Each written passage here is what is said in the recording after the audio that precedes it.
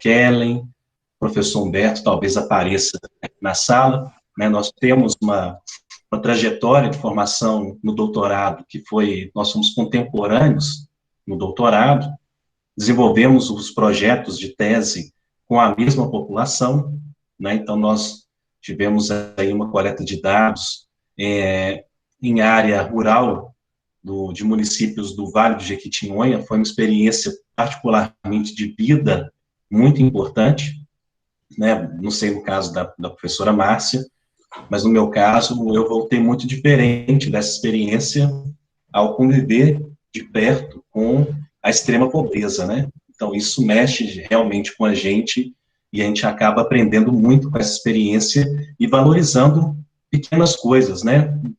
Por mais que às vezes a gente ache que a gente tem pouco, esse pouco é muito para outras pessoas. Então isso me transformou. E também a saudade daquela época, que apesar do trabalho ser duro, era um trabalho desgastante, nós passávamos quase 8 horas por dia coletando dados, muitas vezes sem ter como alimentar direito, né, nem hidratar direito, era bem puxado, mas que a gente lembra com saudade, né, daquela época. Pelo menos a gente podia encontrar, podia no hotel à noite ter uma resenha para relaxar um pouco daquela jornada estressante da coleta de dados durante o dia, e infelizmente hoje nós estamos aqui nessa nova realidade, né? Para mim seria muito mais prazeroso ir até Divinópolis, uma cidade que eu gosto muito, e dar essa aula presencial aí para vocês. Ia ser muito mais prazeroso. Mas a realidade que a gente tem é essa, e a gente tem que se adaptar a ela, né? E eu espero que vocês possam, de certa maneira, aproveitar aí daquilo que eu venho falar hoje, sabe? Eu acho que são mais curiosidades. Se por acaso tiver alguma coisa que vocês não entenderem, vocês podem me interromper. Pode ser que durante a apresentação eu não vou conseguir ver vocês, porque eu vou ter que compartilhar a tela, tá? Mas aí vocês podem me chamar no áudio, tá bom? Deixa eu compartilhar aqui, então.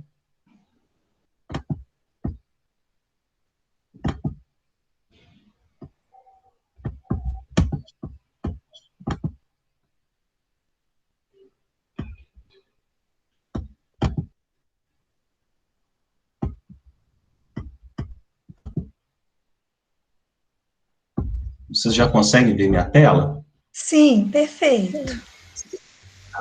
Tá. Então, o que eu venho apresentar para vocês hoje, a professora Márcia introduziu, é um estudo que chama Coorte de Universidades Mineiras. E eu vim particularmente, como é uma disciplina de investigação quantitativa, falar sobre o êxito que nós estamos tendo até o momento com o desenvolvimento desse estudo de coorte, do tipo aberta, tá? Não sei, mais para frente até vou conversar com vocês com a turma, pode ser que algum de vocês seja voluntário no projeto, tá? Bem, então, inicialmente, é importante, para posicionar, entender um pouco sobre essa coorte, a gente abordar alguns aspectos conceituais. Primeira coisa, quando a gente fala de um estudo epidemiológico, é remeter à epidemiologia. Nós temos conceitos de epidemiologia que vão desde conceitos etimológicos, né, como esse que está colocado aí, que ep é sobre, demo é população e logos é tratado. Então, epidemiologia, etimologicamente, significa estudo do que afeta a população. E, traduzindo isso para uma questão mais prática e didática, a epidemiologia ela pode ser conceituada como um ramo da ciência que estuda na população a ocorrência, a distribuição e os fatores determinantes dos eventos relacionados à saúde. Exemplificando, nós estamos hoje, né, falar de epidemiologia hoje é algo interessante, porque virou moda, está em moda a questão da epidemiologia, e entender esse conceito e exemplificar fica mais simples. Por quê? Nós estamos vivendo uma pandemia de Covid-19, então o que quando começou isso, inicialmente como um surto, lá em Wuhan, em 2019, o que começou a ser feito? Começou-se a estudar a ocorrência de uma doença diferente, uma doença respiratória diferente das outras, que causava uma insuficiência respiratória grave, e isso começou a ser observado em uma população específica, essa ocorrência. Depois de um tempo, quando começam a chegar casos nas instituições hospitalares, além de entender a ocorrência, aquilo que está acontecendo na população, é importante ver a origem dessa nova doença, que é entender como que essa doença está distribuída na população. E aí você, quando fala da distribuição e da ocorrência da doença, a gente está falando de magnitude. Quantos por cento daquela população, ou quantos por mil daquela população, está sendo afetada por aquela doença?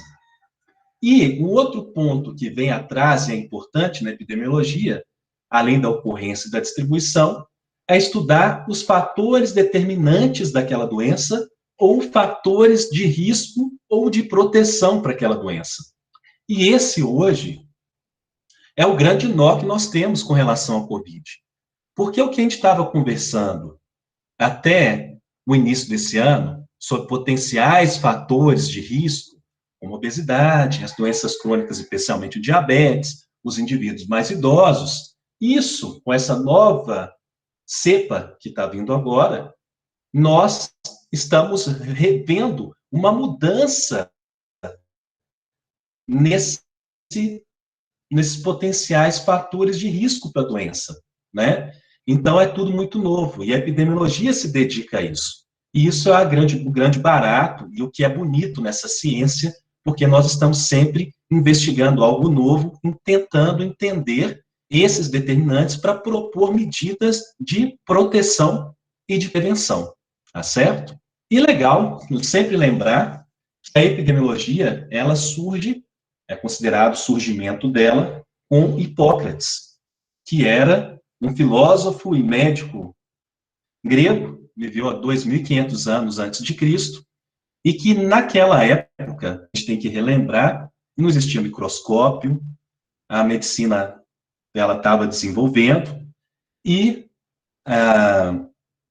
se acreditava muito que as doenças eram transmitidas, aconteciam, na verdade, por questões mitológicas, religiosas, né? Mas o Hipócrates, com as suas observações, ele já pedia para que os médicos avaliassem o local que a pessoa vivia, né, para ver o clima, os hábitos de vida daquela pessoa, porque ele achava que isso influenciava a ocorrência das doenças.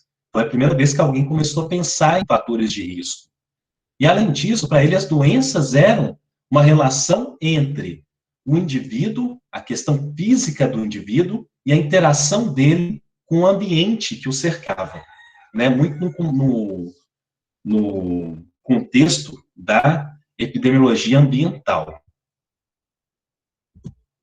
Bem, essa breve introdução para falar da epidemiologia é só mesmo para resgatar, acho que isso vocês já viram em algum momento, né, já estudaram sobre isso em algum momento, e lembrando que essa epidemiologia, como a parte mais moderna, ela começa mesmo a ser considerada uma ciência em meados do século XIX, né, quando a Sociedade de Londres, né, a Sociedade Científica de Londres, começa a reconhecer a epidemiologia e a incluí-la em capítulos de livros da área da saúde.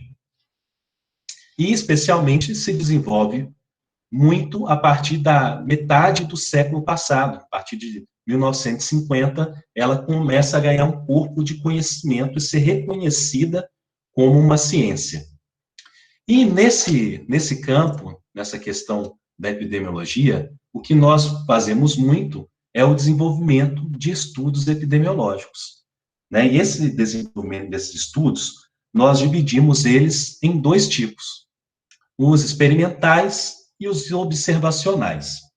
Possivelmente, né, claro que isso aqui é somente uma revisão, vocês já viram isso, Mas, basicamente, o que diferencia um do outro é o controle que o pesquisador tem sobre o fator de exposição. O que seria isso?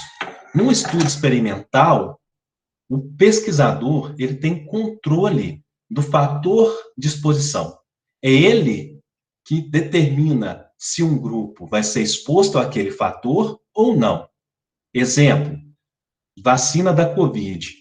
Um grupo tomou a vacina e um grupo tomou placebo. Isso foi determinado, claro que existe um processo de aleatorização, mas o pesquisador que introduziu isso na vida das pessoas artificialmente. Então, os estudos experimentais, a característica essencial é essa. O pesquisador tem controle sobre os fatores de exposição. Exemplo clássico é o ensaio clínico, né? Nós estamos vendo aqui um ensaio clínico que hoje também está muito em moda por causa das pesquisas que envolvem vacina, é um exemplo claro do estudo experimental. E nós temos os estudos observacionais. Os estudos observacionais diferenciam dos experimentais porque o pesquisador não tem controle do fator de exposição. Ele não tem controle. Eu não posso pegar um grupo de indivíduos e dizer, esse grupo vai fumar e esse grupo não vai fumar para ver se eles vão desenvolver câncer de pulmão. Eu não posso fazer isso, que isso é antiético. Eu não posso forçar, eu não posso desenvolver um estudo clínico com isso. Como eu não posso desenvolver um estudo clínico com essa questão, eu posso observar como que isso acontece na população de maneira aleatória por escolha própria do indivíduo. Então, no estudo observacional, o pesquisador ele vai observar, como o próprio nome disse, essa distribuição do fator de exposição na população. Então, eu vou ter um grupo que naturalmente fuma por escolha própria e um grupo que naturalmente não fuma por escolha própria, e eu vou ver como que ocorre o desfecho ou a doença nesses grupos. E dentro desses estudos observacionais se destaca a coorte. Tudo bem até aqui, gente? Perfeito. Posso seguir? Por favor. Tá. Bem, e por que estudo de coorte, né, a gente viu no anterior que nós temos o estudo ecológico, transversal, caso controle e coorte. Por que no caso do projeto CUME, do estudo CUME, que é coorte de universidades mineiras, por que nós optamos por um estudo de coorte? Porque, baseado na pirâmide do grau de evidência científica, nós vimos que, dentre os estudos observacionais, o com maior evidência científica, aqui destacando por essa seta, quanto mais no ápice, maior a evidência científica. Então, dentre os estudos observacionais com maior evidência científica, se destacam os estudos de coorte. Acima dos estudos de coorte, nós temos os ensaios clínicos, que são estudos experimentais, e acima dos ensaios clínicos, nós temos a revisão sistemática. Lembrando que essa revisão sistemática ou meta-análise, a gente tem que ter muito cuidado, que não é essa revisão, como é que a gente fala? Fugiu o nome. Integrativa que a gente faz, de ir na literatura, buscar ali um grupo de estudos, né, que investigaram determinados fatores de interesse e explorar um pouco essa literatura para dizer o que um achou, o que o outro achou. Não é isso.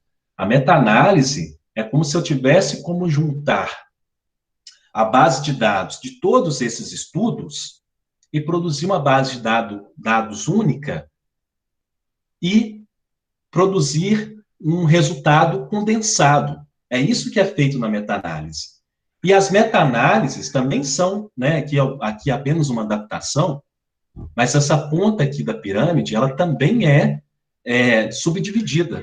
Por quê? As meta-análises de ensaios clínicos são mais fortes do que as meta-análises de estudos de coorte, ou de estudos de caso-controle, ou de estudos transversais, tá certo?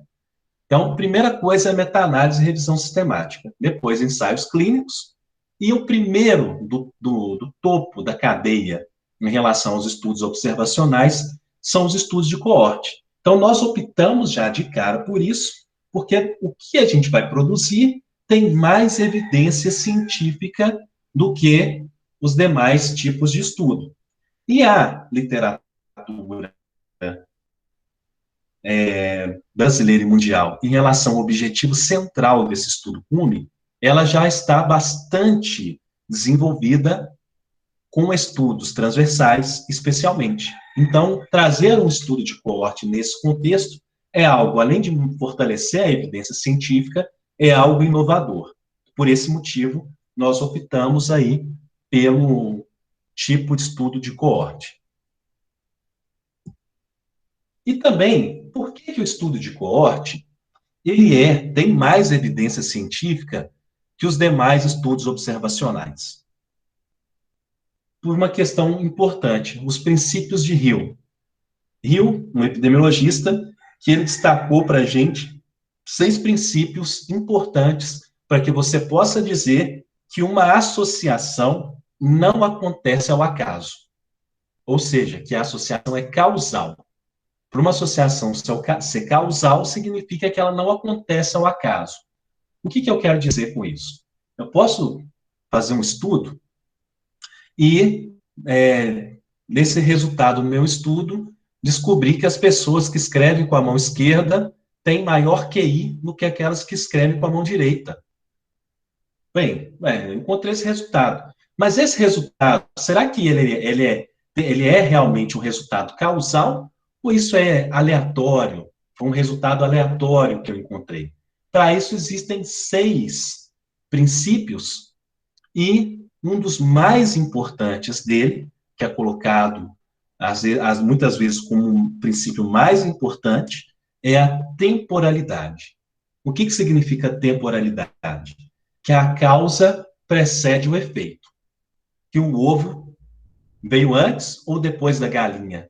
É isso que a associação causal, a temporalidade, é isso que a gente tenta responder. O que veio antes? O ovo ou a galinha? O que veio antes? O efeito ou a causa? Em outros tipos de estudo, como o caso controle e o estudo transversal, isso fica mais prejudicado. O caso controle, a gente até tem uma certa controle aí da causalidade, mas tem muito viés de memória. Então, isso atrapalha o resultado. Isso pode deixar o resultado mais fraco do ponto de vista da evidência científica. Então, a temporalidade é muito importante. Eu tenho que garantir que a causa veio antes do efeito. Tudo bem até agora? Perfeito. Tá, é só porque, como eu não estou vendo vocês, se eu cair, eu não consigo ver se parou, tá? Qualquer coisa pode, não sei se você tem meu telefone, Márcia, se cair, você pode me ligar, tá bom? Sim, ou lá no e-mail também eu sinalizo, tá bom? Tá bom. Então, é o seguinte, continuando. Por que nós conseguimos garantir causalidade no estudo de coorte? Por causa do seu desenho. Observe aqui que eu tenho uma população, e é importante, quando eu vou fazer um estudo de coorte, se eu quero estudar classicamente, se fumar, vamos usar o exemplo clássico que fica mais fácil para entender. Se fumar causa câncer de pulmão. Primeira coisa, eu sempre parto de uma população de pessoas sadias, sem a doença, sem o desfecho que está sendo analisado.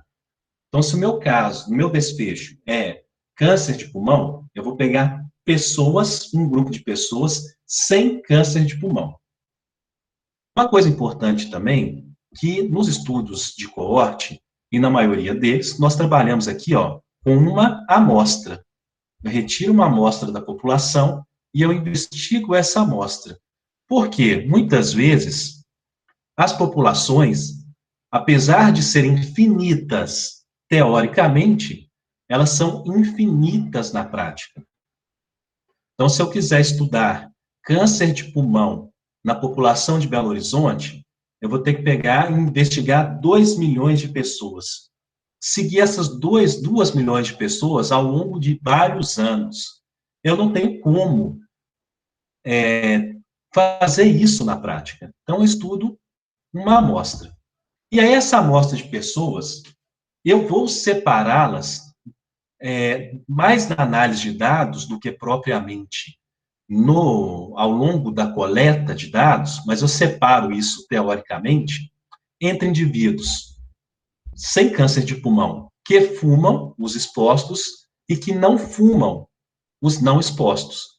Sigo essas pessoas, olha aqui o tempo, ao longo do tempo, então isso tem que ser bastante cuidadoso. Se eu vou estudar câncer de pulmão, numa pessoa, num grupo de indivíduos sadios, se forem indivíduos de adultos jovens, por exemplo, talvez eu vou ter que seguir essa população por décadas, né? Então, o público que eu vou selecionar para o meu estudo, eu tenho que pensar qual que é o desfecho que eu vou ter e se aquele público é adequado para o desfecho, para tentar programar o tempo de segmento.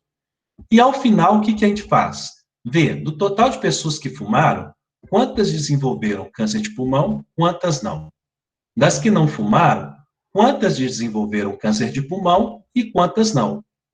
Se estatisticamente eu conseguir comprovar que as pessoas do grupo que fumavam tinham maior incidência, casos novos, de câncer de pulmão do que aqueles indivíduos que não fumavam, controlado por uma série de potenciais fatores de confusão, eu vou chegar à conclusão que o hábito de fumar aumenta o risco de câncer de pulmão. E vou ter a garantia que o hábito de fumar precedeu a ocorrência do câncer de pulmão, porque ao entrar no estudo, ninguém tinha câncer de pulmão. Então, essa é a característica básica e clássica do estudo de coorte que nos garante temporalidade. Só que aí, esse desenho que eu estou mostrando para vocês é o desenho do estudo de coorte clássico, que é o estudo de coorte prospectivo, do tipo fechado. O que é prospectivo? Eu começo hoje no tempo zero e sigo as pessoas para o futuro. Por que é um tipo de coorte fechada? Porque eu tenho um grupo de pessoas que eu selecionei da amostra, desculpa, gente, e vou seguir esse grupo ao longo do tempo.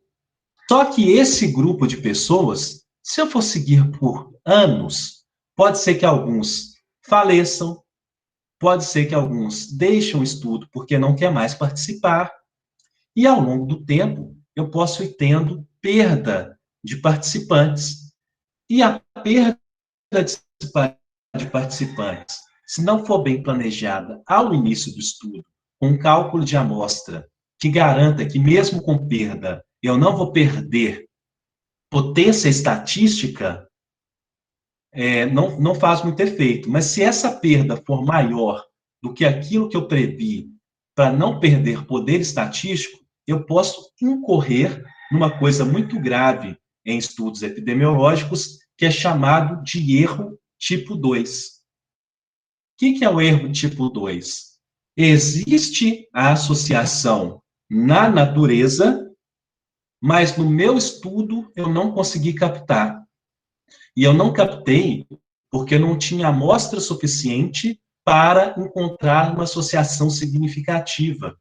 Porque eu posso ter tido muitas perdas ou calculado um tamanho amostral inadequado. Então, isso leva ao erro tipo 2. Fumar e câncer de pulmão existe na realidade, mas eu não encontrei no meu estudo. Então, a coorte longitudinal do tipo fechada, eu tenho que garantir bastante que a amostra que eu calculei é adequada. O outro tipo de coorte, também com a população fechada, ela é o mesmo desenho que está aqui, só que ela é chamada de coorte retrospectiva. Essa coorte retrospectiva, a gente tem que ter muito cuidado para não confundi-la com um estudo de caso-controle, tá?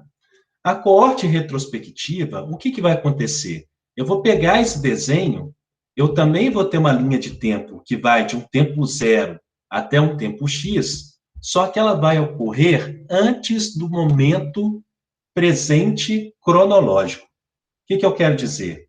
Eu estou hoje quero estudar se as pessoas do sangue tipo A, uma coisa que está sendo ventilada hoje, por exemplo, se as pessoas com sangue tipo A positivo ou A negativo têm mais risco de desenvolver COVID do que as pessoas dos outros tipos sanguíneos. Só que eu quero ver isso hoje com dados de pessoas que já tiveram a doença, antes do dia de hoje. Então, o que eu vou fazer? Eu vou pegar as pessoas do tipo sanguíneo A antes de desenvolverem a COVID e dos outros tipos sanguíneos, vou pegar o registro deles no passado, antes de desenvolverem a doença, e vou acompanhar essas pessoas do tempo zero do passado até o momento que elas desenvolveram a doença, no tempo X, e ver do total de indivíduos do sangue tipo A, quantas desenvolveram COVID, quantas não desenvolveram. E a mesma coisa com os indivíduos dos outros tipos sanguíneos. Se eu conseguir ver que os indivíduos com tipo A tiveram maior incidência de COVID do que os indivíduos dos outros tipos, eu posso dizer que o tipo sanguíneo A é fator de risco para COVID. Tá certo? Então, aqui eu estou falando do estudo de coorte com população fechada. Porém, nós temos um outro tipo de estudo de coorte que é feita com população aberta. Um exemplo clássico, antes de entrar nesse, do estudo de coorte feito com população fechada, é o famoso estudo de Framingham, né? Que nós temos o famoso score de risco de Framingham, score de risco cardiovascular. E outros estudos são feitos com população aberta. Exemplo clássico que nós temos é a coorte das enfermeiras americanas, que é desenvolvida pela Universidade de Harvard. Muito importante essa coorte no contexto científico, mundial, e é um estudo de coorte aberta. O que significa um estudo de coorte aberta? Que também é o caso daquilo que nós escolhemos e optamos para o cume. Esse grupo que eu mostrei para vocês aqui, ó, que no estudo fechado é um grupo de indivíduos que eu seleciono da população e eu sigo esse grupo até o final. Se alguém morrer, se alguém desistir, eu vou perdendo a amostra. Na coorte aberta, eu trabalho com o grupo inicial e depois de um tempo, eu colho dados com o mesmo tipo de desenho, mas eu colho dados de um novo grupo de pessoas. Eu vou ter um grupo de pessoas que entrou há mais tempo e um grupo de pessoas que entrou há menos tempo na coorte. E eu somo os tempos dessas pessoas para avaliar o desfecho. Isso vai ficar mais claro para vocês quando eu mostrar o desenho do nosso estudo, tá bom? Posso para frente? Adriano, você prefere responder as perguntas ao final ou durante a sua fala? Eu vou passar agora para a fala sobre o estudo CUME. A gente poderia, se alguém tiver alguma questão nesse momento a respeito dessa parte introdutória, eu posso dar uma pausa, não tem problema. Ótimo. A Letícia Oliveira está perguntando se este período do tempo zero ao tempo X tem um prazo máximo, um limite de tempo. Essa é uma pergunta importante e interessante. Por quê? Esse período X, isso tem que ser determinado pela história natural da doença. Então, se eu vou estudar, por exemplo, igual eu estou falando da COVID, por exemplo, né? Eu posso traçar 6 meses de estudo, porque eu vou ter uma quantidade de casos tão grande nesses 6 meses, que eu consigo fazer um estudo com 6 meses. Agora, se eu estou falando de uma doença crônica, né? Falei aqui da questão do câncer de pulmão, eu não posso fazer um estudo de coorte com 6 meses, que pode ser que em 6 meses ninguém tenha desenvolvido a doença. Eu vou ter que fazer um estudo de coorte, às vezes de 10 anos, para eu ter casos suficientes, para eu poder, aquela questão que eu falei do poder estatístico, eu ter número de casos suficientes, tanto no grupo exposto, quanto no grupo não exposto, para conseguir encontrar uma associação significativa. Então, esse tempo X vai depender da história natural da doença que está sendo investigada. Perfeito. Obrigada, era essa a pergunta. Tem mais alguma que vocês gostariam de fazer? Eu sei que essa questão da coorte retrospectiva, ela costuma ser um pouco difícil de entender, porque muitas vezes as pessoas confundem com estudo de caso controle. Mas é pensar que na coorte retrospectiva, eu vou usar aquele desenho que eu mostrei para vocês, só que não vai ser de agora para frente. Vai ser de um tempo no passado até um tempo também anterior no passado. Eu vou pegar aquele desenho e vou jogar ele para o passado. Vamos dizer, eu quero estudar indivíduos que começaram desde pegar os indivíduos com um grupo, igual eu falei, grupo A positivo, e os outros grupos, lá em março de 2020, quando ninguém tinha desenvolvido o Covid, e estudar indivíduos com esse tipo sanguíneo até dezembro de 2020 e ver se a incidência dos indivíduos que tiveram, que eram do tipo A, comparado com os outros tipos, se houve maior incidência nesse grupo do que nos outros. Então, eu faço um estudo longitudinal, só que é um estudo longitudinal num tempo anterior. Por isso que é chamado de coorte retrospectiva. Agora, o estudo de caso controle, eu não calculo incidência, eu não tenho como calcular incidência. Por quê? Eu parto de um grupo de pessoas doentes e comparo com um grupo de pessoas sem a doença. Só que esse grupo de doentes não são todos os indivíduos que adoeceram. E esse grupo de não doentes também não são todos os indivíduos que não adoeceram. Eu não tenho uma base de comparação, um denominador para calcular uma incidência, como eu tenho na coorte retrospectiva. Eu tenho o denominador na coorte retrospectiva. Total de indivíduos com sangue tipo A. Isso é meu denominador. Desse total, quantos tiveram a doença? Meu numerador. No estudo de caso controle, não. Eu pego um grupo de indivíduos doentes, não tenho um total de pessoas, né, doentes ou não, eu pego um grupo, e um grupo sem a doença, e comparo no passado deles se eles tinham determinado fator ou não de exposição. Então, o que eu calculo no estudo de caso controle é a odds ratio, né? Não sei se vocês lembram, que é a razão de chance. Então, essa é a grande diferença, tá? É como se eu fosse pegasse hoje um grupo de indivíduos, não vou pegar todos, mas vou pegar um grupo de indivíduos que tiveram Covid, um grupo de indivíduos comparáveis a esse grupo, em relação à composição de sexo, faixa etária, tentar nivelar por renda, e ver se, nesses indivíduos, se eles tinham sangue tipo A, ou se eles tinham outros tipos sanguíneos. E aí eu vou desenvolver um estudo de caso controle. Tá certo? É diferente. Então, isso gera um pouquinho de dúvida, mas é importante porque o estudo de coorte retrospectivo tem o mesmo peso, se bem controlado e bem coletados os dados, o mesmo peso de um estudo de coorte prospectivo.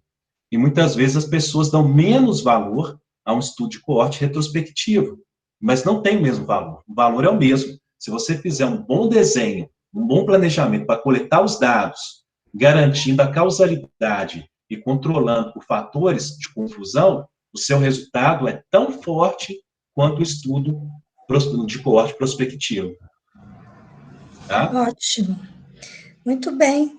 O Eduardo Braga é meu orientando, é pediatra. Ainda bem que ele está participando, porque senão eu ia ter que cortar uns pontos, né? Orientandos têm sempre que participar das aulas. Ele está aqui perguntando se a coorte histórica pode também ser aberta na parte prospectiva. Coorte histórica pode também. Eu entendi a pergunta. Tá? Porque você pode ter perdas, mesmo na coorte histórica, você pode ter perdas, mas não perdas de desistência, né? você pode ter perda de dado, perda de prontuário, ou o indivíduo faleceu, né, e você, no caso, né, vai ter que trabalhar com a hazard ratio, que é usar o tempo de segmento, né, para fazer o cálculo, e não o risco relativo, tá bom? Você pode ter perdas e a coorte, ela é aberta, tá? Aliás, desculpa, a coorte é fechada nesse caso. Na coorte histórica, para ela ser aberta, você teria que coletar um período, depois coletar um outro período e acrescentar esse primeiro período que foi coletado. Por exemplo, o Eduardo, você coletou, aí, igual eu falei, a questão da Covid, de março a dezembro de 2020, e viu que ainda não, você está encontrando uma associação, mas essa associação, ela tem uma tendência a ser positiva, mas ainda não é significativa, por exemplo, porque pode ter faltado a amostra para garantir poder estatístico. Então, eu posso continuar coletando, e coletar, nós estamos em março, coletar de janeiro a março, né, a quantidade de casos e completar. Então, é como se eu não tivesse fechado. Eu continuei abrindo a coorte com novos indivíduos. Tá? E eu vi que tem uma outra pergunta aqui, que é, em uma revisão sistemática de incidência, posso usar coorte retrospectiva? Pode, porque a coorte retrospectiva você também vai calcular a incidência. Né? Como eu mostrei, a única questão é que a incidência, nesse caso, ela não vai ser prospectiva, de agora para frente. Ela vai ser prospectiva no tempo passado. Então, é incidência, são casos novos. Então, sempre que eu estiver avaliando casos novos, eu estou avaliando incidência. E eu posso usar essa informação na coorte retrospectiva com a coorte prospectiva. Tem o mesmo peso. Ótimo. A Cariana queria falar. Não? Tem alguém querendo fazer uma pergunta? Parece que é a Isabela que levantou a mão, mas ela fez a pergunta no chat. Acho que findou-se, em termos de perguntas. Se alguém tiver mais alguma, estou à disposição aqui.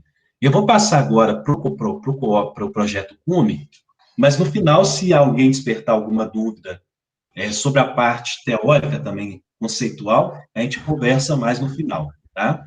Deixa eu voltar aqui para a coorte CUME.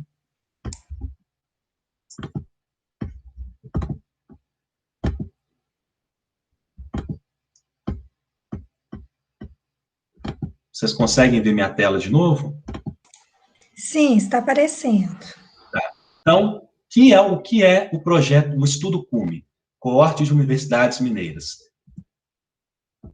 Para falar sobre o estudo CUME, eu deixei aqui projetado o site do projeto, tá? Então, aqui, www.projetocume.com.br, vocês todos que tiverem curiosidade depois, vocês podem entrar no projeto, vasculhar o site de cima para baixo, vocês vão encontrar todas as informações lá, tá? Então, vou entrar aqui no site. Vamos ver se vai entrar, né?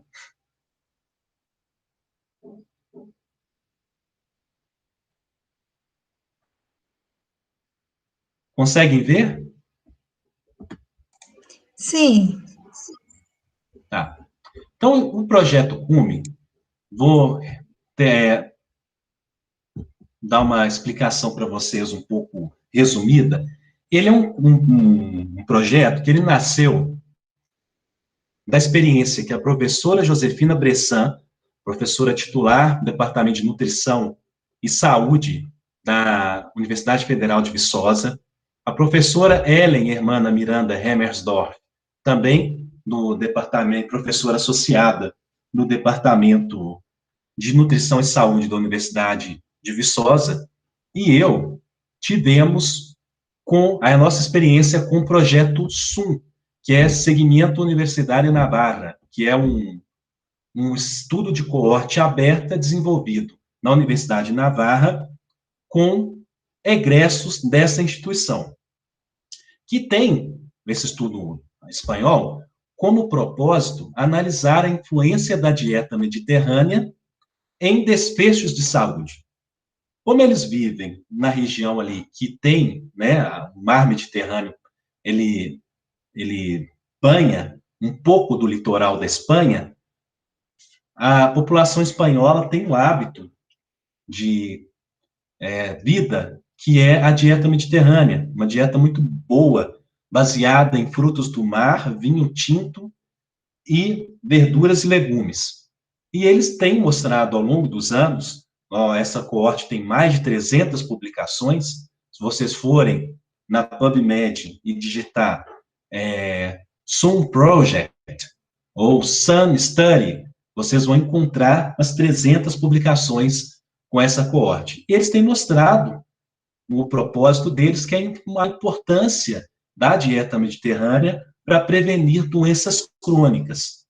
E aí, com essa experiência, nós visitamos a literatura brasileira e vimos que não havia, até então, estudos de coorte que avaliassem o efeito da dieta brasileira. Nossa dieta, que é chamada também de dieta ocidental, nos desfechos crônicos de saúde da nossa população. Como eu disse anteriormente, a literatura científica estava poluída, vou dizer poluída, né? Porque é uma palavra ruim, mas estava repleta de estudos transversais sobre a temática, mas nenhum estudo longitudinal. Então, nós tivemos essa ideia, que realmente é um grande desafio, vocês vão ver, de lançar esse estudo no cenário brasileiro. Não é fácil desenvolver um estudo de coorte, você precisa ter uma equipe grande e, além disso, ter colaboração muito importante dos participantes. Sem os participantes engajados, você não consegue ter êxito. Então, a gente precisa sempre contar com a colaboração ativa desses participantes. No propósito principal desse estudo CUME é analisar o impacto do padrão alimentar brasileiro, de grupos alimentos e de fontes dietéticas específicas no desenvolvimento de doenças crônicas não transmissíveis. O estudo, ele começou com egressos da Universidade de Viçosa, que estão todos os nossos parceiros atuais, e egressos da Universidade Federal de Minas Gerais. Isso no ano de 2016. Depois eu vou mostrar para vocês com um pouco mais de detalhes. E, a partir de 2018, nós ampliamos nosso estudo com participantes da Universidade Federal de Ouro Preto, Universidade Federal de Lavras, Universidade Federal de Juiz de Fora, Universidade Federal de Alfenas, e hoje nós temos aqui, 1, 2, 3, 4, 5, 6, 7 instituições federais de ensino superior do Estado que são participantes do projeto CUME. E esse projeto também não tem como você desenvolver um estudo de coorte se não tiver financiamento. É impossível. Nós contamos com financiamento da FAPEMIG e do CNPq, aí ao longo dos 4 anos que nós desenvolvemos essa coorte, e também da CAPES, e a CAPES mais no sentido das bolsas de mestrado e doutorado que são disponibilizadas para os alunos que participam do projeto como pesquisadores. A equipe desse projeto, como eu falei para vocês, ela conta inicialmente aqui com uma equipe coordenadora. Essa equipe coordenadora é formada pela professora Josefina Bressan, que eu falei para vocês, da Universidade vou falar UFV, que fica mais fácil, professora Ellen, da UFV, e eu, da UFMG. Contamos com uma equipe que a gente chama de coordenadores institucionais. O que significa isso? Como nós coordenamos o projeto, e a coordenação desse projeto é muito complexa, nós, nas instituições parceiras, criamos como se fossem subcoordenadores em cada instituição parceira. Então, na Universidade Federal de Ouro Preto, é a professora Júlia, que está aqui na foto. Na Universidade Federal de Lavras, é o professor Túlio. Na Universidade Federal de Juiz de Fora, é a professora Ana Paula, em Lavras, a professora Fernanda, no Vale de Jequitinhonha e Mucuri, a professora Luciana.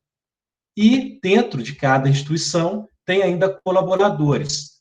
Nosso estatístico aqui do projeto, que colabora muito com a gente para as análises, planejamento de análise de dados, professor Fernando, da UFOP, e da UFMG, nós temos a colaboração da professora Aline, da nutrição, professora Luana, da nutrição, professora Larissa, também da nutrição, Profop. Contamos com a professora Adriana, professora Raquel, na Juiz de Fora, professora Ana Paula, também a professora Aline, e no Vale de Jequitinhonha e Mucuri, professora Cíntia, Elizabeth, Edson e o professor Paulo. Então, nós temos uma equipe significativamente grande para nos apoiar no desenvolvimento desse projeto, que iniciou só com nós três. E hoje nós temos aí uma equipe que é muito importante para, vamos dizer assim, esse projeto ser execuível. Nós temos como pós-graduandos, nós já ajudamos na formação esse conjunto de alunos que estão aqui, ó. Então, desde a linha, ó, 1, 2, 3, 4, 5, 6, 7, 8, 9, 10, 11, 12, 13, 14, 15, 16, 17, 18, 19, 20, 21, 22, 23, 24. Ainda os doutorandos, 25, 26, 27. 27 alunos já tiveram alguma formação de nível de graduação ou pós-graduação no projeto, e atualmente nós contamos aqui com 1, 2, 3, 4, 5, 6, 7, 8, 9, 10 alunos em processo de formação. Esse também, para a gente, é um grande orgulho de contar e poder contribuir com a formação acadêmica desses estudantes.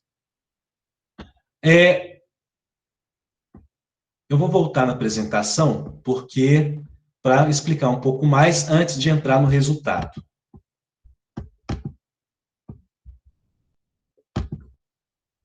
Bem, como que... Aqui eu vou ver se eu consigo... Não sei se eu vou conseguir aumentar.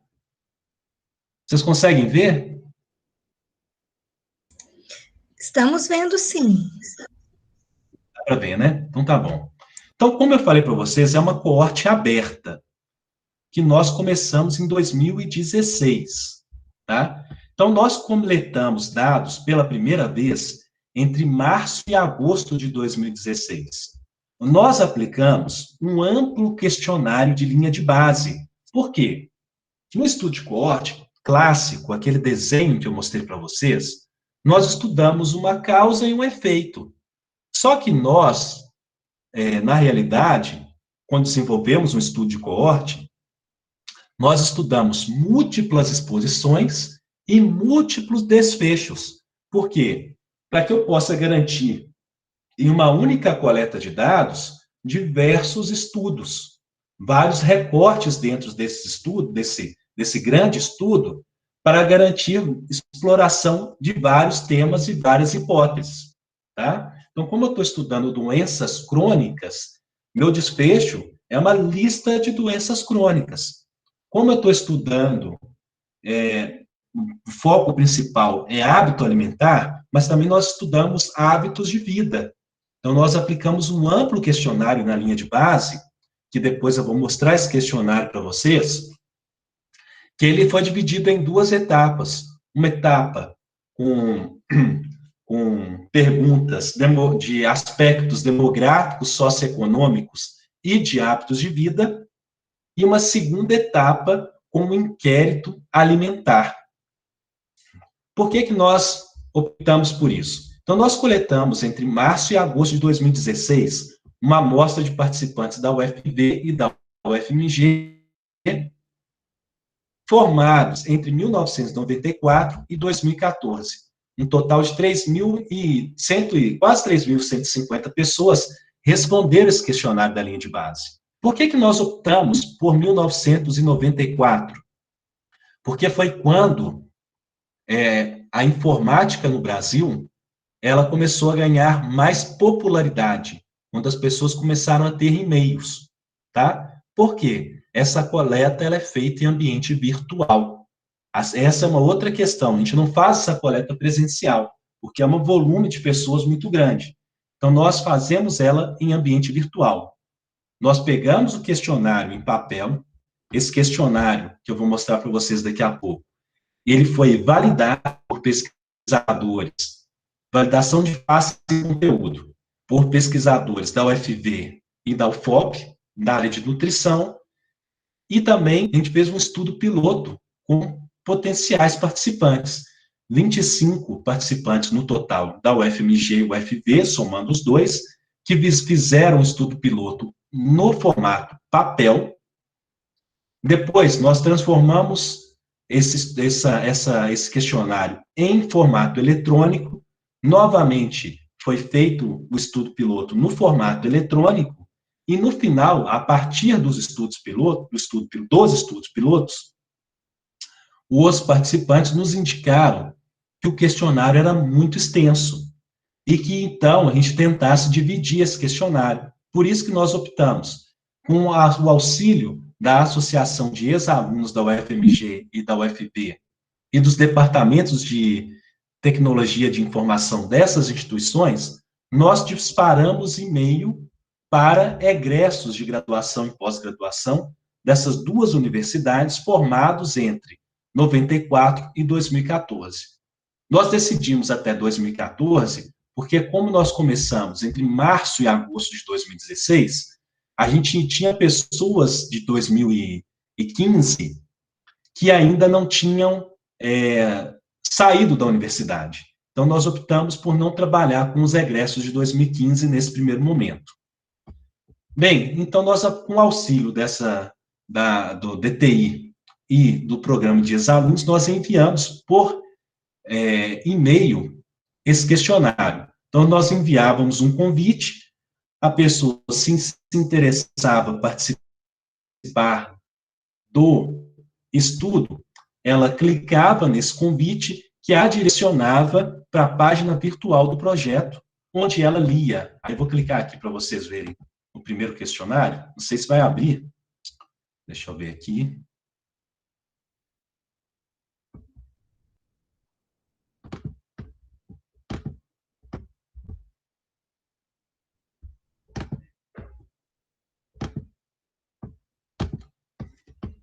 Ela abria esse primeiro questionário aqui. Então, ela ia para a página inicial do projeto CUME, e lá na página inicial, ela assinava um TCLE, não, deixa eu voltar lá, ela lia o TCLE em tela, tá? Então, isso é uma coisa que o Comitê de Ética, ele pede para a gente. Então, eles liam esse TCLE que está aqui em tela, e ao final, ao ler o TCLE, a pessoa tinha a opção de marcar se concordava ou não em participar. Se ela clicasse aqui, li, concordo com o termo de conhecimento, termo de consentimento, iniciava o questionário. Se ela não marcava, fechava a página e era considerado uma desistência, né? E aí, ao marcar a opção sim, aqui, aceitar o termo, abria, então, a página para que ela pudesse responder o questionário com informações demográficas. Então, começava aqui com residia no Brasil, nacionalidade, sexo. Então, questões demográficas, vou passar um pouquinho mais rápida, socioeconômicas, de hábitos de vida e de exames de saúde.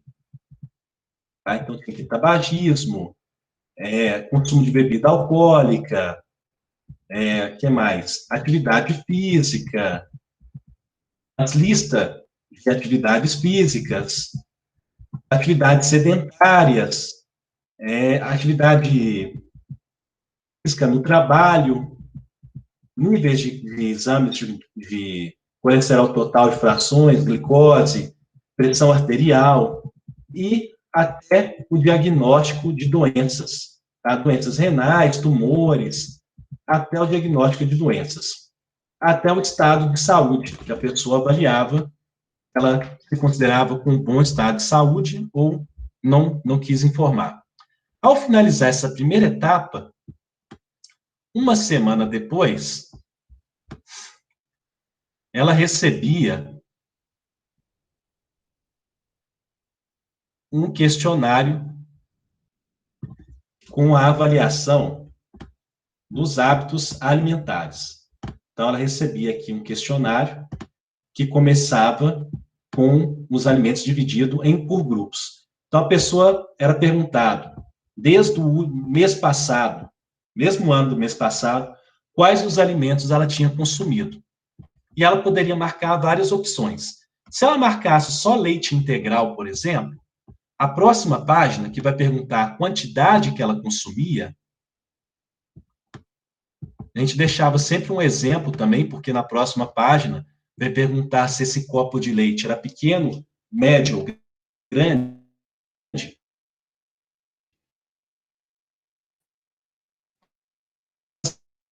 Baseado em posições nutricionais, a gente deixou aqui, ó, pequeno, médio. Na outra página, se ela consome naquelas opções de lácteo, ela vinha e marcava. E aparecer para ela somente leite integral, os outros alimentos do grupo não apareciam, e ela ia dizer grande. Então, isso foi perguntado por grupos alimentares, lácteos, verduras e legumes, carnes, e assim sucessivamente, tá? Deixa eu voltar agora na apresentação.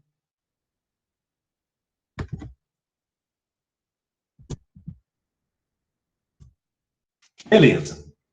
Então, depois, em março e agosto de 2018, esses primeiro questionário de segmento.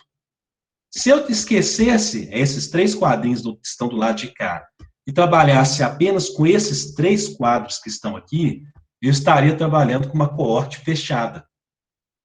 Tá?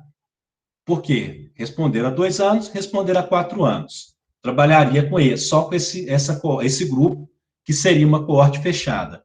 E entre a primeira linha de base e a primeira onda de segmento, eu entrevistei 3.138 na linha de base e no segmento 2.496. Então, eu tive perda aí, ó, de umas 600 pessoas, né? Se eu fosse trabalhar com uma coorte fechada, eu já tinha uma perda bastante representativa. Então, entre março e agosto de 2018, esses primeiros participantes responderam o questionário de segmento.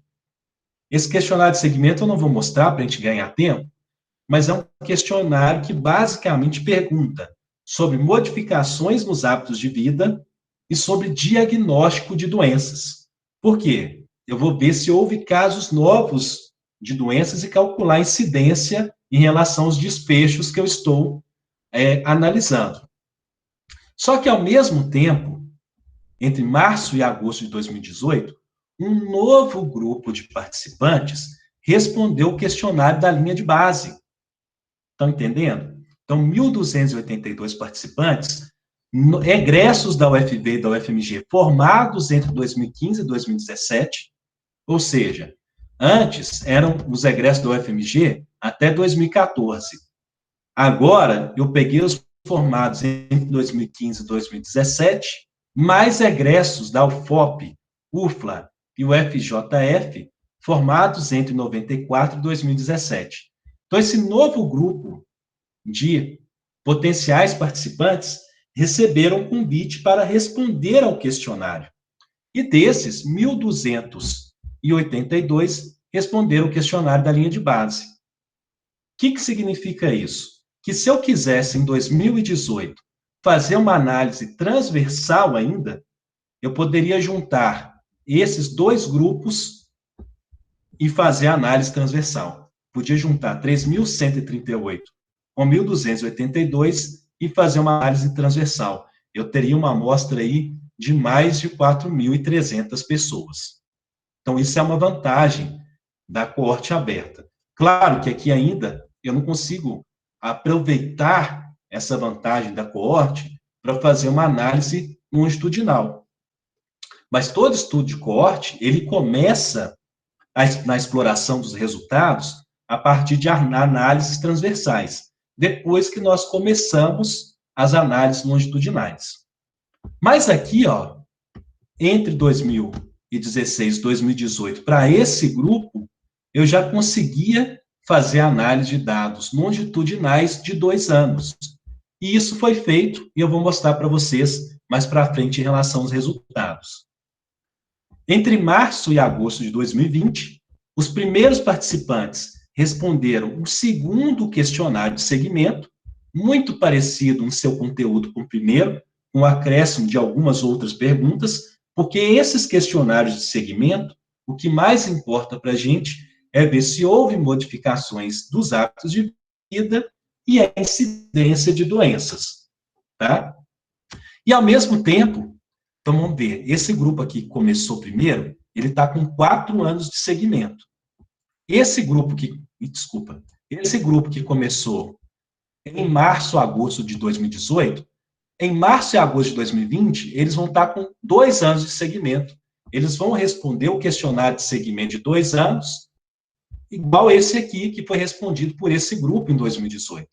Então, eu vou ter um grupo com 4 anos de segmento, um grupo com 2 anos de segmento, e, ao mesmo tempo, eu amplio a linha de base. Nós ampliamos para participantes da UFV, o FMG, o FOP, UFLA, o FJF, formados entre 2018 e 2019, mas no participantes de 2 novas instituições, a Unifal e a Federal do Vale do Jequitinhonha e Mucuri, formados entre 94 e 2019. Quase 3.500 pessoas responderam à linha de base no ano passado, entre março e agosto, e passaram a compor a linha de base do projeto. 3.138 com 1.282 com 3.500. Né? Então, nós temos aí hoje praticamente 8.300 pessoas na linha de base. Nós temos com segmento há 2 anos aproximadamente 3.500 pessoas. E temos com segmento há 4 anos 2.662. Então, nós temos diferentes tempos de segmento. Na hora de eu fazer um estudo para avaliar a incidência, eu vou avaliar essa incidência com diferentes tempos de segmento. E por isso é importante, nessa incidência há 4 anos, eu tenho que trabalhar agora com a hazard ratio, que é a razão de risco, né? Hazard é risco, né? Que considera o tempo de segmento de cada participante na fórmula. Então, esse é um desenho de uma coorte aberta. Só para vocês verem aqui como que era, na plataforma virtual, o display, né? Aí o layout do questionário. Ele era apresentado assim para o indivíduo, tá? Um layout bonito. Para isso foi contratado um programador, ele que programou isso para a gente, numa plataforma paga, né? Uma plataforma, ela chama SurveyGizmo, ela é parecida com a SurveyMonkey, e é muito mais evoluída que o Google Forms, tá? Então, ele programou isso para a gente e ficava assim para o participante. Aqui eu mostrei para vocês, né? Era apresentado o tamanho das porções alimentares. Isso aqui eu já mostrei um pouquinho. Vou voltar aqui no site.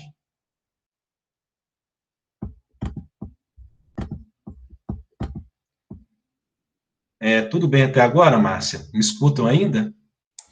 Ótimo, tá perfeito, Adriana. Tá. Então, com relação a resultados, o que nós temos até agora?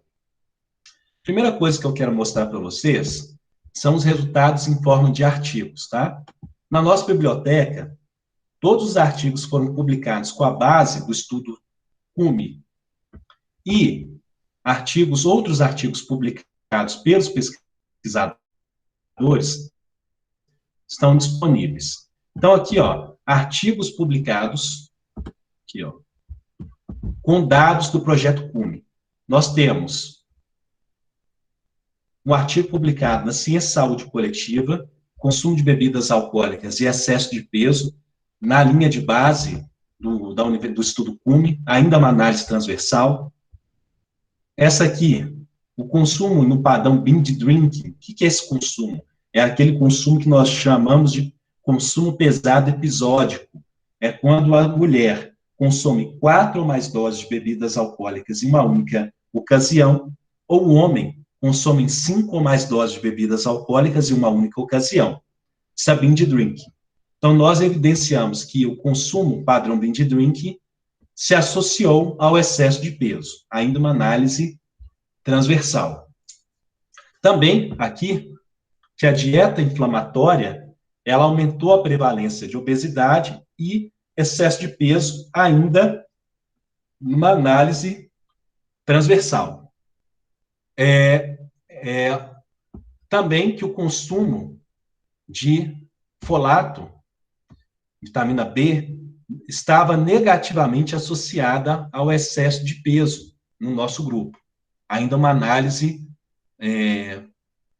transversal. Então, esses são resultados originais, ainda de análises transversais.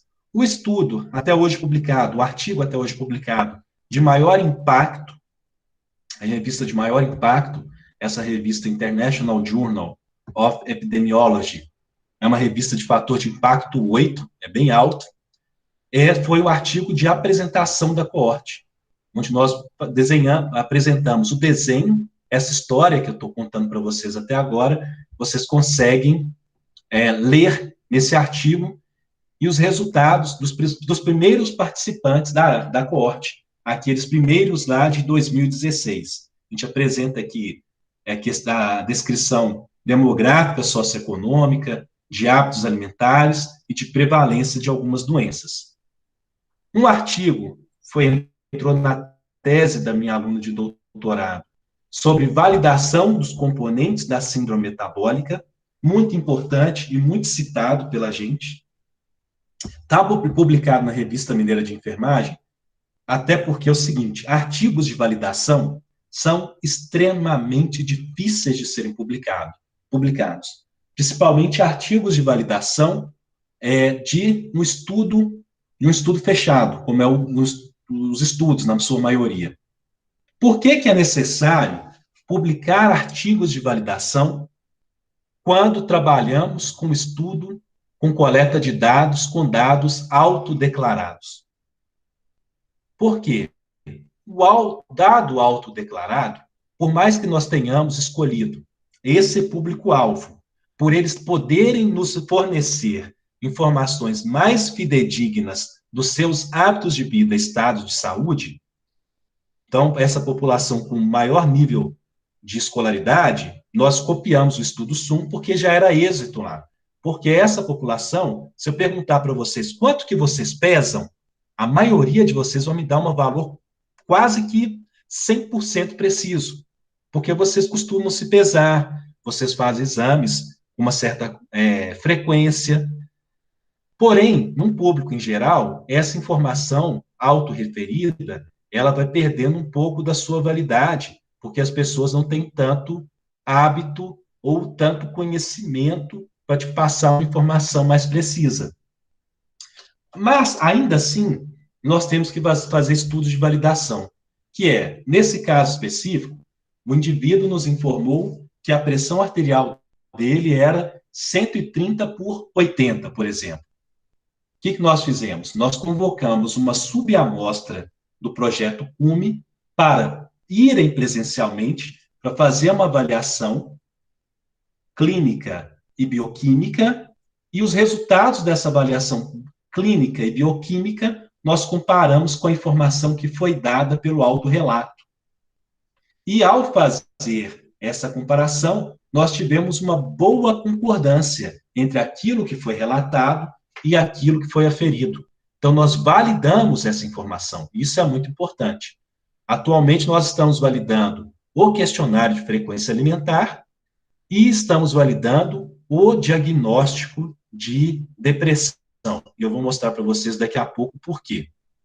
E o estudo de maior impacto publicado até agora é a a tese de doutorado de uma aluna minha, que a gente trabalhou com o grau de processamento alimentar e o risco de hipertensão. Foi a primeira análise longitudinal que nós fizemos, uma análise longitudinal de 2 anos. Então, foi com os primeiros participantes, quando eles responderam um questionário de segmento em 2018. Então, nesse movimento longitudinal, nós conseguimos fazer o primeiro estudo de longitudinal com o nosso público.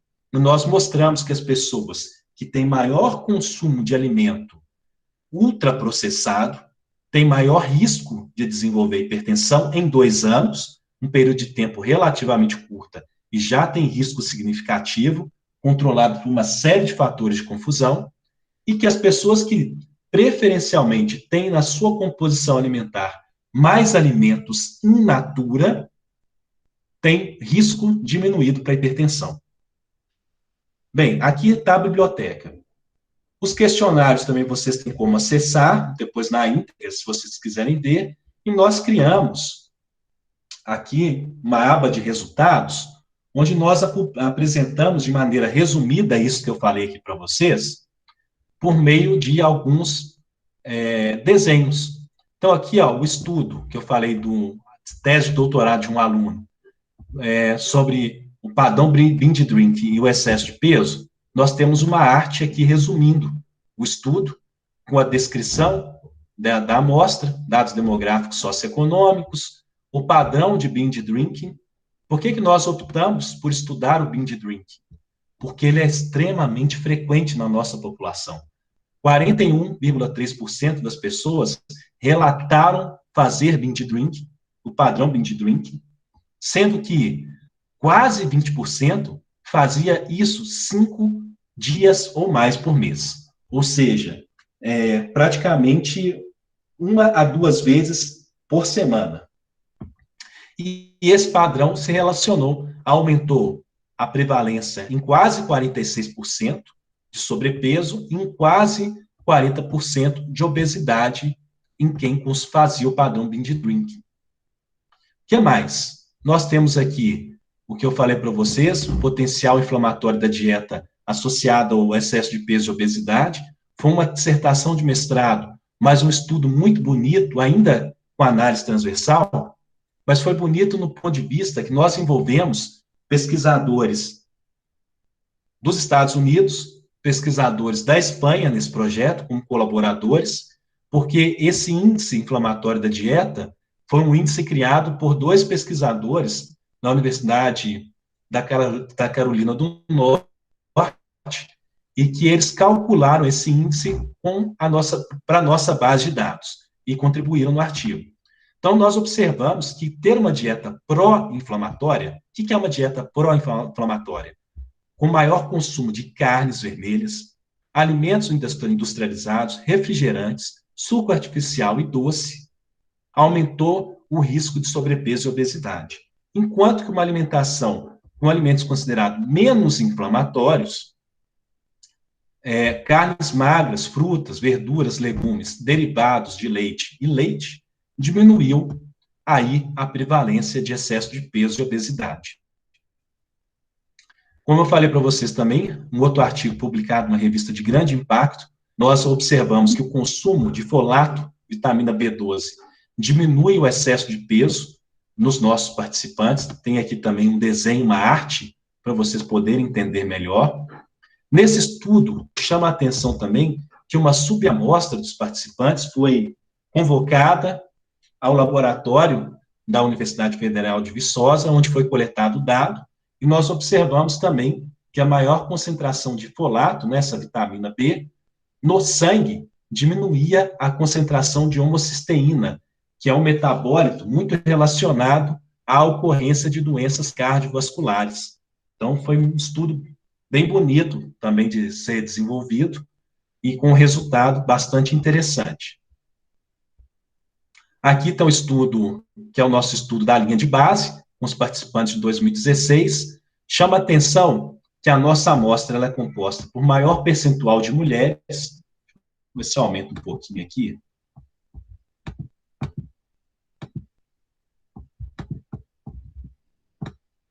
Então, nossa amostra ela é composta maior percentual de mulheres, quase 68%, de população na faixa etária de 30 a 39 anos, indivíduos com pós-graduação, quase 73% têm pós-graduação, 80% empregados e 52% de casados. Então, a gente considera a nossa população uma população economicamente privilegiada. E nós temos encontrado resultados, mesmo numa população economicamente privilegiada, prevalência e incidência de doença crônica muito alta.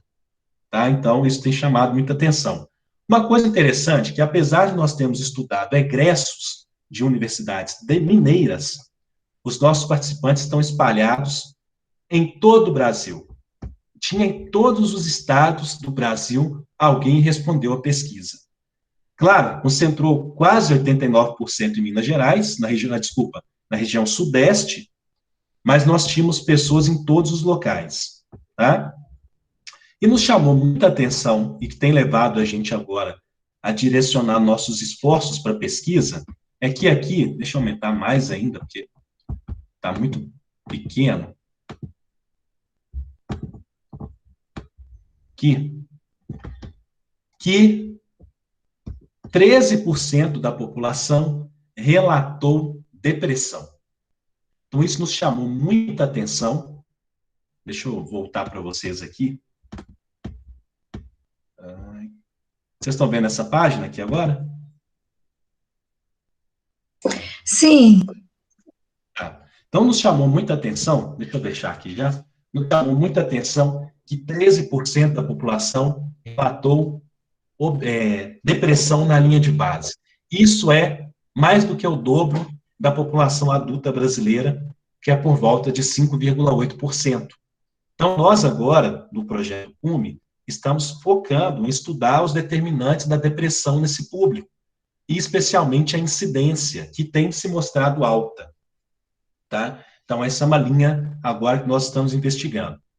Então, eu estou finalizando, até para a gente poder ter um período de debate, mas sempre agradecendo a participação voluntária e solidária dos egressos dessas instituições parceiras. Sem os participantes, a gente não conseguiria produzir nada disso que eu mostrei para vocês até agora. Não sei se algum de vocês aí é participante, não sei se a Márcia, a Kelly, o Humberto chegaram a responder o questionário ou receberam, mas se outras pessoas aqui forem participantes do CUME, eu deixo aqui meu agradecimento a vocês, em meu nome e de todos os pesquisadores. Nós somos muito gratos aos participantes, tá? As instituições parceiras, todas as universidades que eu citei, porque mesmo que elas não financiam o projeto, elas cedem pesquisadores que gastam horas de trabalho envolvidas nesse projeto. E são horas que são horas preciosas. E as agências de fomento, que até agora têm financiado a pesquisa, CNPq, FAPEMIG e CAPES, que também, sem esse recurso financeiro, seria inviável, impossível realizar o estudo. Aqui eu deixo para vocês também, peço para cada um de vocês, se puderem, nos seguir aí nas mídias sociais. Então, no Instagram, o @projeto_CUME é o nosso, vamos chamar assim, nossa identificação lá no Instagram. Vocês puderem seguir, constantemente nós estamos publicando informações novas sobre o projeto, sobre questões ligadas e sobre temáticas do projeto. O nosso e-mail, para quem quiser mandar alguma pergunta, é o projetocume@gmail.com. Nosso site, vocês viram lá, que eu acabei de mostrar, projetocume.com.br. E, mais uma vez, aqui, todas as instituições envolvidas, parceiras e financiadoras. Bem, deixa eu fechar lá o...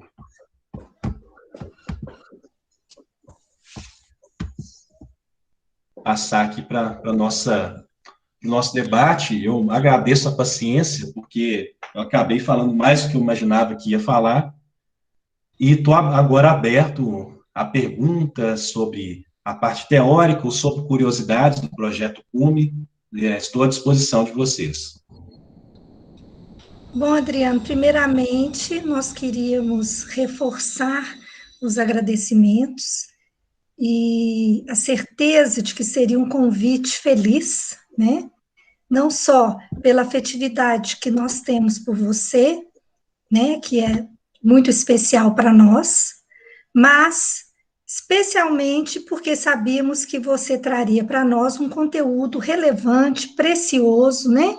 E foi, de fato, muito importante você apresentar para a gente o projeto, no sentido de que nós possamos conhecer melhor, né, toda a proposta e também nos deliciar, né, de produtos aí tão importantes, não somente para a ciência, como também para a sociedade. Algo que nós atualmente discutimos com muito afinco no PGENF, no nosso programa de pós-graduação, é essa necessidade que os nossos produtos possam realmente trazer aquilo que a gente chama de translação do conhecimento, não é? É que esse conhecimento, ele possa ser aplicado na sociedade. E nesse ponto, e tantos outros que você apresentou, queria parabenizá-lo, né, pelo projeto. Eu achei incrível essa proposta de divulgação, né, tanto né, na página do projeto, quanto nas redes sociais, e destacar os infográficos que você apresentou, que refletem de uma forma clara e legível por todas as pessoas, né, quanto aos resultados. Então, de fato, eles podem ser degustados por todos, e as pessoas têm a oportunidade de refletir sobre eles e até de fazer mudanças de comportamento, né? Em especial aqueles participantes do estudo, eu preenchi alguns questionários, né? Eu vejo que sinaliza também a realidade desses egressos, né? Quem somos nós? O que temos feito, né? Qual que tem sido aí a nossa qualidade de vida, em termos, inclusive, né, de saúde mental, de estado nutricional, de hábitos de vida. Então, é de uma importância fenomenal esse trabalho. Eu queria reforçar realmente os agradecimentos, né? E vou, com certeza, disponibilizar essa aula de hoje no canal do YouTube do PGENF, né, porque nós temos realmente essa necessidade de trazer ao público em geral, não somente pesquisadores, sobre os resultados, sobre o que se produz e o que se tem discutido aqui no programa, viu, Adriana? Então, nossa, foi realmente uma satisfação escutá-lo dessa forma tão clara e didática, né, que você também sempre teve para nos agraciar aí com o seu conhecimento.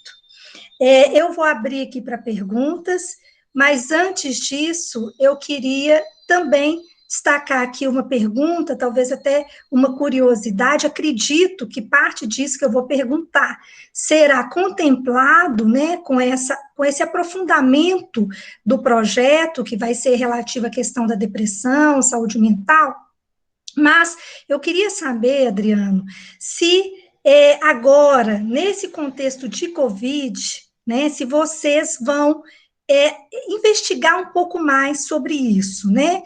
Certamente, quando os participantes relatarem suas questões de ordem mental, suas questões de ordem, inclusive, de saúde e doença, certamente irão apontar algo sobre isso, mas queria saber se vocês pretendem já trabalhar sobre esse aspecto de algum modo aí na coorte. Márcia, pergunta interessante. Queria agradecer a você por ser uma participante, sabe? Isso para a gente é importante. E vir apresentar para participantes é importante também para vocês terem um retorno daquilo que a gente está fazendo, né? Às vezes a gente fica respondendo questionário de pesquisa, às vezes questionário é maçante, mas é importante dar esse retorno para o participante para ver o que o dado que ele forneceu, qual a informação que a gente transformou em relação àquele dado, qual que é a informação que nós geramos com aquele dado. Tá? Eu fico muito satisfeito. Com relação à Covid, o que nós estamos fazendo? Não sei se vocês perceberam, mas houve uma certa excesso de estudos sobre Covid aí ao longo do ano de 2020. E agora, em 2021, continua. Eu, basicamente, como sou pesquisador e dependo do voluntariado, né, das pessoas, eu respondo todos. Então, eu devo ter respondido por volta de uns 8 questionários de pesquisa, por aí. E aí, o que nós planejamos enviar agora em fevereiro, um questionário sobre Covid para nossos participantes. Mas aí, o que nós pensamos? Gente, já está extremamente desgastante essa questão. Mais um, talvez a gente vai correr o risco de ter pouca resposta. Já que nós vamos ter uma coleta de dados agora em 2022, mantendo a métrica, então, 2016, 18, 20 e 22. Então, nós optamos para, em 2022, no questionário de segmento, fazer perguntas sobre esse momento da Covid-21, que nós vamos viver, possivelmente, esse tempo todo, 20 e 21, perguntar a respeito disso. Mas já estamos antecipando, e nas nossas análises dos estudos que estão sendo gerados agora, como nós coletamos 2020, março a agosto, já era, né, vamos dizer assim, na pandemia, nós estamos fazendo uma análise estratificada com os dados 2016, 2018, contrastando com os dados 2020. Tá? Então, nós já estamos tomando esse cuidado de não juntar, porque a gente sabe que os dados de 2020 vão estar contaminados pelo contexto da pandemia. E um resultado interessante, porque eu oriento na nutrição também, além da enfermagem. Uma aluna de mestrado da nutrição, nós estamos estudando sobre a frequência de realização de almoço, estabelecimentos. Nós temos a pergunta que é, se a pessoa almoça em casa, restaurante à la carte, aquilo, em bares, em padaria, e nós estamos percebendo que entre 2016 e 2018 para 2020, o número de pessoas que passaram a alimentar em casa aumentou proporcionalmente. Então, a gente já percebe isso com os dados. O número de pessoas que passou a alimentar em casa, ela foi maior nas pessoas com melhor, porque nesse grupo nosso, apesar de serem pessoas com, vamos dizer assim, privilegiadas do ponto de vista da formação e até mesmo da renda, ainda dentro desse grupo, nós temos diferenças. Então, tem gente com muita alta renda, com gente com média renda, e gente com, não é baixa, mas é, vamos dizer, classe média na classificação do IBGE, como se fosse a classe C. Nós temos pessoas da classe C, da classe B e da classe A, nesse grupo. E a gente já percebe que mesmo nesse grupo privilegiado, mas as pessoas da classe A e B passaram a alimentar mais em casa do que as pessoas da classe C. Porque essas pessoas da classe C ainda se mantiveram no trabalho, enquanto que o A e o B puderam trabalhar no ambiente domiciliar. Então, essa, vamos dizer, desigualdade que a pandemia gera no processo de trabalho, nós estamos conseguindo detectar um estudo pequenininho que é sobre local de alimentação, local de realização do almoço. Né? Então, essa análise estratificada, nós já estamos tendo cuidado de fazer. Perfeito, ótimo. Inclusive, diante aí da sua fala, né, a gente já começa a imaginar quais são os possíveis resultados em termos de impacto desse trabalho domiciliar, né, esse trabalho remoto, em relação aos hábitos de vida, em relação ao estado nutricional, né, em relação à saúde mental, que é algo que vocês vão aprofundar mais, né, porque, ao mesmo tempo que isso pode favorecer, né, alguma patologia, como, por exemplo, a obesidade, o sobrepeso, isso também pode ter impactado de alguma forma positiva, né, porque na medida em que as pessoas estão em atividades remotas, elas não têm mais o gasto de tempo com deslocamento, né? Então, de algum Sim. modo, isso pode ter favorecido, por exemplo, a realização de uma atividade física, mesmo que domiciliar, né? Então, eu acho que, assim, tem algo muito interessante ainda a ser explorado por esse trabalho que já é, assim, magnífico, né? Um trabalho de uma magnitude, de uma importância para a ciência e para a sociedade que realmente é incrível, né, Adriano? E aí, então, Nós eu estamos queria... pensando realmente também, Márcia, nessa próxima coleta de dados, a gente já tem até um questionário formulado, um grupo de pesquisadores formulou esse questionário, mas nós optamos por não aplicar em 2021, para não sobrecarregar o participante, mas nós vamos aproveitar questões elaboradas pelo grupo para aplicar no próximo questionário de segmento. A gente tentar, tudo isso que você está levantando de hipóteses, tentar verificar essas hipóteses no segmento de 6 anos. Ótimo. Excelente, Adriano. Nós estamos aqui no chat, né? As pessoas, a Kellen elogiando, trazendo excelente projeto, Adriano, parabéns a toda a equipe. Infelizmente não estou participando, mas cheguei a receber 5 questionários. A Ariana, trazendo aqui também, muito interessante, parabéns para a equipe. A Josiane, parabéns pelo excelente projeto, professor, muito obrigada por compartilhar conosco. A Kelly também, parabenizando a toda a equipe pelo trabalho, achou importante aí a forma de divulgação dos resultados. O Júlio, muito bom o seu trabalho, gostei demais. Então, assim, só elogios de algo que por si só já diz da sua importância, né? Então, assim, Adriano, se as pessoas não tiverem outras perguntas, eu gostaria realmente de reforçar mais uma vez os agradecimentos, dizer que foi magnífica a sua participação e contar com você numa próxima oportunidade, se Deus quiser, presencial, né? Para que a gente possa tomar um café, comer um pão de queijo, se abraçar, né? Matar a saudade e sim, né, compartilhar de forma mais afetiva esse momento que para nós é tão especial. Adriano, muito obrigada. Márcia, eu que agradeço. Quando você me convidou, eu fiquei bastante contente, né, porque tinha muito tempo mesmo que a gente não se falava, né, não trocava um e-mail, uma mensagem, né, e é muito importante ter esse contato novamente, e voltar a tentar, de certa maneira, restabelecer os laços, acho muito importante isso. Quem sabe, né, acho que agora vocês viram aí o pessoal da universidade a gente chama de São João del Rei, né, mas é Divinópolis, Campo de Divinópolis. Mas quem Isso. sabe vocês não possam ser um parceiro eventual do projeto, né, para a coleta de 2000, vamos dizer, a coleta de 2022, a gente dá a nossa ideia, ampliando para as universidades federais. E quem sabe a gente não possa conversar depois com mais cuidado, para vocês serem inseridas aí como parceiras, você e a Kellen, né, e puderem participar aí do projeto, pode ser uma iniciativa de um trabalho conjunto.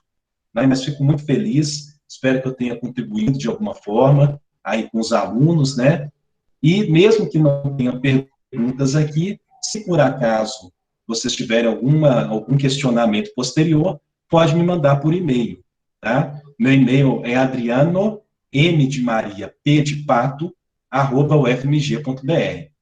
Fique à vontade, pode me mandar e-mail, que assim que eu tiver um tempinho eu respondo, tá bom? Ótimo, Adriano. Será um prazer, viu? Na possibilidade aí de participar com vocês. Então, muito obrigada, um forte abraço, muita saúde para você, para as crianças e para a Lívia, tá bom? Um grande abraço aí para você e toda a família. Obrigado, gente. Boa tarde. Bom descanso aí para vocês. Boa tarde. Tchau, tchau. Tchau.